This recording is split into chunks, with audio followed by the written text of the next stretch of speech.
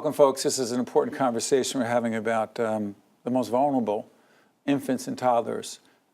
It is a series we've been doing called Right from the Start, NJ, in New Jersey. But we weren't the first. There are some folks, our great friends up in Vermont, who have been at this for a while, and I'm honored to introduce Aly Richards, who is the Chief Executive Officer of the Permanent Fund for Vermont's Children, and Rick Davis, President of the Permanent Fund for Vermont's Children. This is part of an ongoing conversation we've been having with you. We've worked together up in Vermont through the cooperation, the help of the Terrell Fund. Aly, let me ask you, you were talking about do the brain thing again, 80 and 90%, 0 to 3 and then 0 to 5? Exactly. 80% of the architecture of your brain formed by age 3, 90% by age 5. Okay, so what are you finding in terms of quality child care progress you've made in Vermont? Because you said that's one of the keys to dealing with this. And why are there lessons for New Jersey, sure, for us and everyone else, and the nation? Absolutely. So what we're finding, let me paint you a picture of Vermont, because sure, it's similar to the rest of the country. 7 out of 10 kids under 6 in Vermont have all available parents in the workforce. So this crucial, most crucial time in their development, where are they? They are not simply at home anymore. It's a change that we've seen in our society. And of that 70% of kids, only 50% have access to any regulated childcare. So here's the challenge. And 80% of our infants and toddlers, those that need it the most in Vermont, have no access to high quality childcare. We're not getting into affordability even with that, which is, you could say, none of it is affordable for a family. Families in Vermont pay upwards of 40% of their household income. 40%. What's much the national more than average? other needs. It's very similar. And what we know is 61% of kids across the country have all available parents in the workforce, according to the census. So it's very similar to what we're seeing in Vermont to the rest of the country. Rick, let me play devil's advocate here. There are some watching who say, wow, gee, that's terrible for these kids. But you know, my kid's good. I have great quality child care for my kid.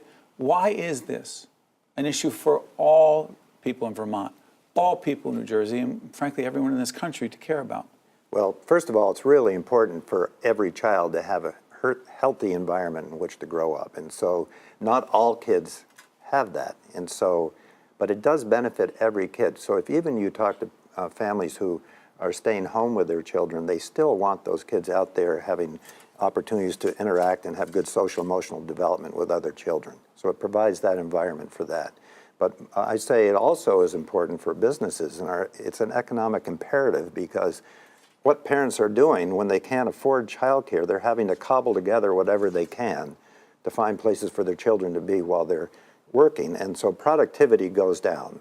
And we know that, for example, in the U.S., there's a study saying $4 billion a year was lost in productivity. 74% of women who voluntarily leave the workforce cite childcare as the reason. They couldn't afford childcare. So it really is important for business and being able to retain employees. It's important for every family to be able to make sure that their kids are in a safe and healthy environment. And Aly, in this regard, advocacy has been a big part of the Vermont initiative. Advocacy about we know what, but to whom and to what effect? Exactly. At the Permanent Fund, we basically tackle this narrow challenge, but it's still huge. We've decided what's the most ambitious but achievable goal that we believe will have the greatest impact on the future of our state. Who's the target audience? Everyone. And state legislators. State legislature, but we need to build a movement to move all of our influencers and policymakers. So what we've done is basically tackle this on 2 fronts. And I think that's one of the key pieces just on strategy that can be replicated elsewhere. We're building a movement. At the same time, we're building the model. And so what does that mean? Let's Grow Kids is our movement. It's a public awareness advocacy campaign. Exactly. That's the name of That's the campaign. That's the exactly. campaign. And we have over 20,000 Vermonters strong involved in some way. And remember, we're a small state with a small population. Sure, that's a big number. It's a big number. And what we're doing is social media, paid media, earned media. We're training up Vermonters to tell their own story about childcare. They are the front of this movement, and they're going to be the ones demanding change. Because as Rick said, you know, when we get this right, we all benefit. It is all of our children. We have to approach it in that way. So we need to be able to say we're going to change public policy and increase public investment forever. At the same time, though, we're actually in the field, on the ground. Vermont Birth to 5. Vermont Birth to 5. And they're parallel sort of initiatives that work on the movement for this permanent change with public policy and public investment. At the same time, we're actually increasing the quality, the amount and sort of the efficiency of childcare today on the ground. So give us some advice here in New Jersey. We've been at this for about a year. Here's what I would Go do, ahead. because, Abe Lincoln said, with public sentiment, nothing can fail, and without it, nothing can succeed. That's right. So you will not be successful, or at least as With successful. right from the start, NJ. Absolutely, Go ahead. unless you have the public behind you. If you're after a certain policy, especially policy around funding, you've got to have your citizens behind you 100%. Well, hold on, devil's advocate here. We're in the media. We're in Yeah. public broadcasting. We don't, quote, advocate. Yeah. But we have people who do advocate, and they're Absolutely. part of it, advocates for Children of New Jersey, a great that's such a good organization, point. and That's- others. So if we're sitting there going, do this, do that. No, you can go to our website and find out more. But that's such a good point, Steve. ahead. So what Because you really, have public broadcasting involved as well up in we Vermont. do, but Aly and I aren't going to get this done for Vermont. The Permanent Fund's not going to get it done, but it's the Vermonters that are going to get it done. It's our champions out there. We call them our bright spots. So my advice to New Jersey is you recognize the value of your champions. And what you do is you identify who out there is really prepared to lead, and you support them, and you promote them, and then you leverage the power of those champions, and then champions spread and build more champions. Both, it could be moms or grandparents, or it could be pediatricians or CEOs of businesses, and you want to support them, and they become your movement, and they lead the movement for you. You're facilitating.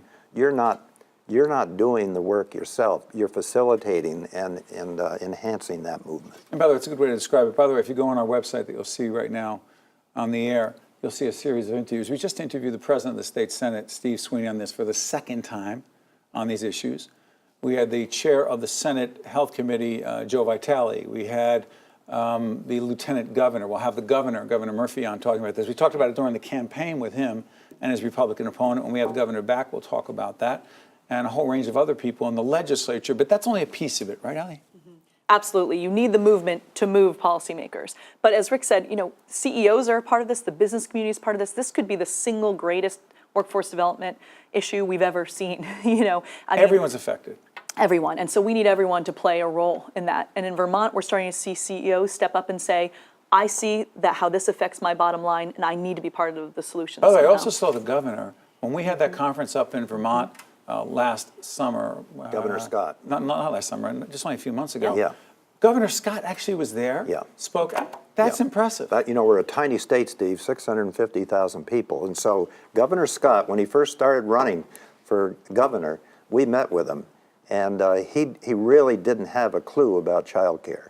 And so at the end of the campaign, just before the election, he came into our office with Aly and the team, and he wanted to know all he could learn about childcare. And he said, you know what, every place I've gone on the campaign trail, everybody's saying we need to do something about high quality, affordable childcare. We can't find it. He heard it from business people and moms and everything. So that was part of the Let's Grow Kids campaign, by the way, that got people at every single one of those campaign events. But in any case, he put it in his inaugural address, in his budget address, and he's still with us on this. And Changing policy. Leadership matters. Leadership makes a difference. Well, the Permanent Fund for Vermont's children, helping all of us understand how to have the impact that we all want to have for not just our children by blood, Right. but the children that we're responsible for. It is everyone's issue. And the promise that we'll make at the Caucus Educational Corporation is we'll continue to collaborate with you. I look forward to the next conference we do again too. up in Vermont. I'll be there. We'll be videotaping, filming as well for more broadcast. And thank you for teaching us, particularly those who are part of the Right from the Start NJ movement. Thank you so much. Great, Steve. Appreciate you coming all the way Thank you. down from Vermont. Pleasure to be here. Okay. Yeah. Stay with us. We'll be right back right after this. The preceding program has been a production of the Caucus Educational Corporation, celebrating over 25 years of broadcast excellence.